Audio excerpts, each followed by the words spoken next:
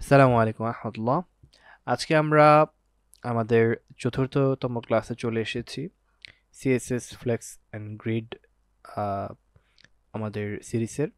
তো এখানে আজকে আমরা জাস্টিফাই কন্টেন্টকে নিয়েই কাজ করব, ডিসপ্লে ফ্লেক্স নিয়েই কাজ করব, বাট একটু ডিফারেন্ট অ্যাপ্রোচে কাজ করব। তো আমরা একটা আসলে কার্ড বানাবো, সেই কার্ডের কিছু H1 ট্যাগের ভেতর কিছু ইনফরমেশন থাকবে, প্যারাগ্রাফ ট্যাগের ভিতরে কিছু ইনফরমেশন থাকবে, এবং আমরা প্রিভিয়াস নামে বা পিআরইভি প্রিভ নামে একটা লিংক পেজ দিব, আর একটা হচ্ছে নেক্সট দিয়ে একটা বাটনের মতো একটা কিছু দেখাবো। এই হচ্ছে আমাদের চাওয়া। তো আমরা মূলত এইচটিএমএল ট্যাগের মাধ্যমে একটা বেসিক কাঠামো দাঁড় করালাম। আপনারা দেখতে পাচ্ছেন যেভাবে করেছি আপনারা করতে পারেন, এবং আপনাদের লেখালেখির যে বিষয়টা আপনাদের মতো করে যে কোনো একটা ইনফরমেশন আপনারা দিতে পারেন। আচ্ছা, যাই হোক, এখন মূলত আমাদের মূল যে কাজটা, আমরা ডেকোরেশনের কাজটা এখানে করব।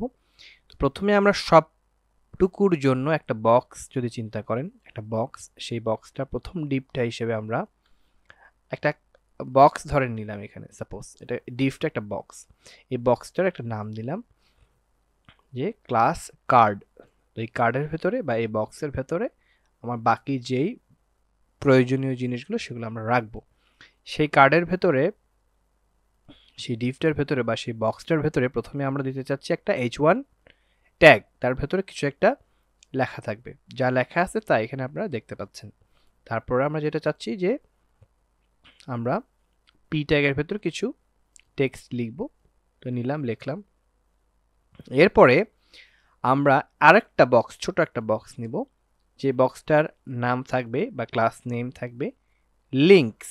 এখানে আপনি আপনার নিচের নাম দিতে পারেন, যা খুশি দিতে পারেন। তো আমরা এখানে আন্ডারস্ট্যান্ডেবল হওয়ার জন্য মূলত এরকম একটা ক্লাস নেম দিয়েছি, এবং এই লিঙ্কসের ভেতরে কিছু আমার এ ট্যাগ থাকবে। তো কিছু বলতে এখানে দুইটা দিচ্ছি আমি। তো একটা এ ট্যাগের ভেতরে আমি পিআরইভি মানে প্রিভিয়াস বোঝাচ্ছি, আর একটা হচ্ছে এই ট্যাগের ভেতরে আমি নেক্সট বোঝাচ্ছি। এটা একটা বাটনের মতো সামনে রিপ্রেজেন্ট আমি করব। তো ঠিক আছে, এটা করার পর সেভ করে দিলাম। তো আমরা এইভাবে দেখতে পাচ্ছি। এই উপরের অংশটুকু বাদ যাবে সবসময় আমার প্রতিটা ভিডিওতে, জাস্ট এখান থেকে শুরু হবে আমাদের কাজটা। তো চলেন আমরা স্টাইলে চলে যাই।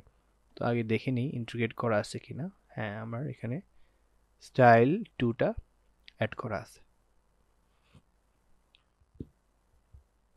তো প্রথমে আমরা আমাদের বডি সেকশনটা একটু ডিজাইন যা যা করার করে নিই। প্রথমে আমরা বডিকে ডাক দিই,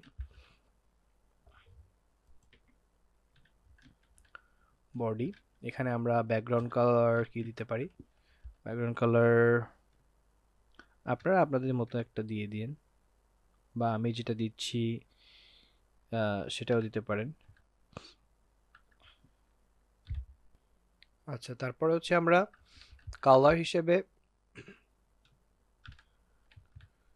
আচ্ছা বডির পার্টটা এখন শেষ। এখন আমরা মূলত কার্ড নামে যে আমরা ক্লাসটা লিখেছিলাম, কার্ড, CARD, কার্ড, এটাকে আমরা মূলত ডাক দিব। কার্ড বলতে এই যে এই কার্ডটা, এই কার্ডটাকে আমরা ডাক দিচ্ছি। ডাক দিয়ে এখন আমরা এটার ব্যাকগ্রাউন্ড কালার চেঞ্জ করব। ব্যাকগ্রাউন্ড কালার আমরা হোয়াইট দিয়ে দিই, হোয়াইটটাই এখানে বেশি সুইটেবল হবে। দেখেন আমরা যখন ডট কার্ড এই সেকশনটাকে নিয়ে কাজ করলাম, এটার যে কালারটা যখন চেঞ্জ করে দিলাম, ওর যে ডিভের যে অংশটুকু সেটা কিন্তু আলাদা হয়ে গেল, তাই না?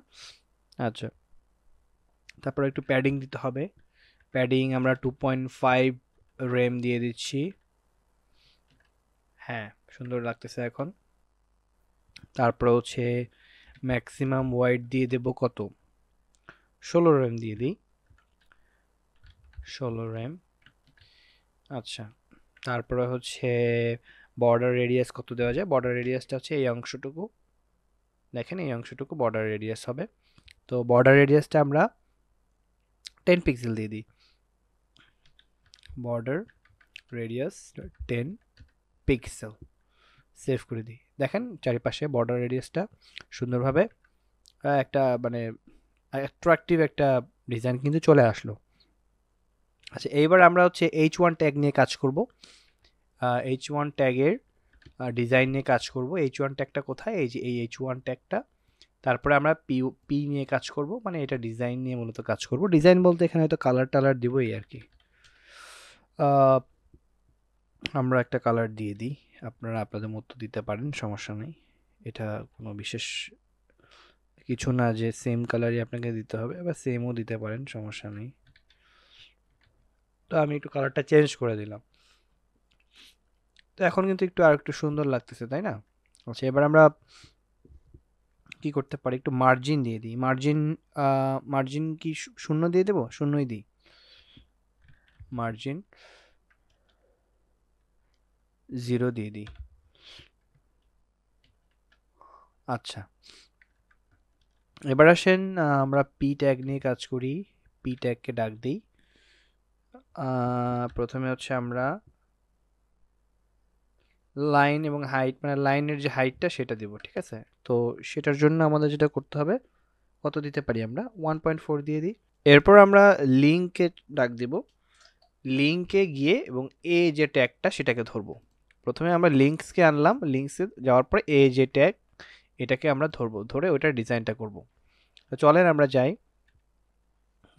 প্রথমে লিঙ্ক, তারপর এ, তারপর হচ্ছে আমরা যেটা করব টেক্সট ডেকোরেশনটা। এখানে দেখেন এখানে একটা আন্ডারলাইন আছে, এই আন্ডারলাইনটা আমরা চাচ্ছি না।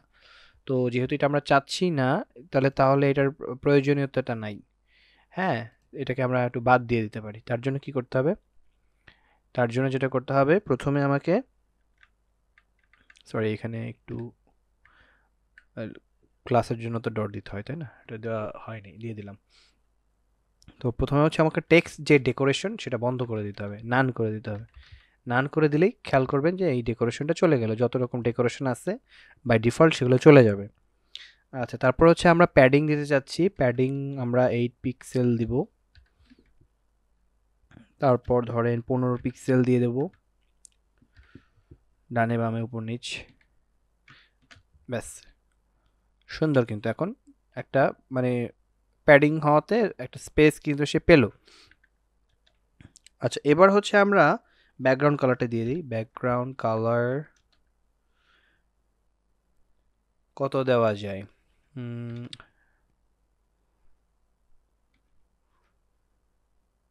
বি এফ ডি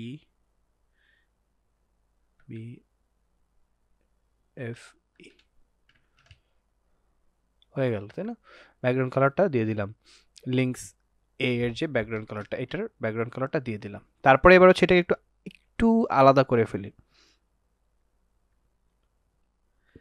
তো আগে একটু বর্ডার রেডিয়াসটা দিয়ে দিই। বর্ডার রেডিয়াস কত দেওয়া যায়? 5 পিক্সেল দিয়ে দিই।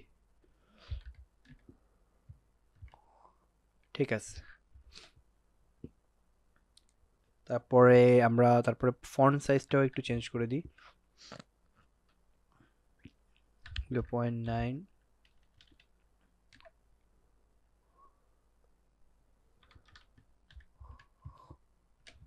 সেভ করে দিলাম। এখন কিন্তু মোটামুটি একটা ডিজাইনে চলে আসছে। তো যে ডিজাইনটা করলাম এটা কিন্তু আমাদের মূল ডিজাইন না, মানে এগুলো আসলে দেখানোর উদ্দেশ্য না, বাট তারপর আপনাদেরকে আমি দেখালাম। মূল উদ্দেশ্য হচ্ছে যে এখান থেকে কিভাবে আমরা জাস্টিফাই কন্টেন্টের মাধ্যমে আমাদের মূল চাওয়াটা পেতে পারি। হ্যাঁ, তো সেই জিনিসটা একটু দেখাবো। আগে যেটা দেখিয়েছিলাম একটু অন্যভাবে দেখিয়েছিলাম ন্যাপভার স্টাইলে, এখন আমরা কার্ডে কিভাবে করতে পারি সেই জিনিসটা দেখাবো। তো জাস্ট আমরা লিঙ্কসকে ডাক দেব। খেয়াল করবেন এখানে আমাদের লিঙ্কস এই ডিভটাকে নিয়ে আমরা কাজসাজি করবো, মানে মূলত এই জায়গাটাতে আমার কাজটা হবে। তো ঠিক আছে, আমরা প্রথমে লিঙ্কসকে ডাক দিই, ডট দিলাম যেহেতু আমরা একটা ক্লাসকে ডাক দিব লিঙ্কস। তারপর হচ্ছে ডিসপ্লে কি ছিল? ফ্লেক্স। সেভ করে দিলাম। ঠিক আছে, পাশাপাশি তো ছিল, এই জন্য আর বিশেষ পরিবর্তনটা আমরা দেখতে পাচ্ছি না। এখন আমরা চাচ্ছি এই বাটনটা একদম বামে আসবে, এই বাটনটা নেক্সট বাটনটা ডানে যাবে। এটার জন্য কি করতে হবে, আমাকে জাস্টিফাই কন্টেন্টে যেতে হবে। মূল খেলা এইখানেই। জাস্টিফাই কন্টেন্টে গিয়ে জাস্ট স্পেস বিটুইন, দুইটার মধ্যে আমরা স্পেস বিটুইন দিয়ে দেবো, দুইজন দুই পাশে চলে যাবে। স্পেস বিটুইন সেভ দেওয়ার সাথে সাথেই দেখেন বুম, রাইট, অনেক সুন্দর। এখন কিন্তু একটা মানে প্রফেশনাল মানে একটা লুক কিন্তু চলে আসছে, তাই না? তো আমরা একটু বড় করে দেখি কি হয়। দেখেন এখন সুন্দরভাবে কিন্তু জিনিসটা আমরা এখন দেখতে পাচ্ছি, অনেক সুন্দর না? তো এইভাবে আমরা সামনে আরও দেখাবো আপনাদেরকে। তো ফ্লেক্সের ব্যবহার, ডিসপ্লে কীভাবে করতে হয়, জাস্টিফাই কন্টেন্টের ব্যবহার, হ্যাঁ।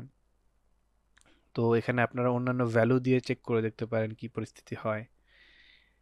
তো এভাবেই আপনারা শিখতে থাকবেন। তো আমার জন্য দোয়া করবেন। ভালো থাকবেন। আসসালামু আলাইকুম রহমতুল্লাহ।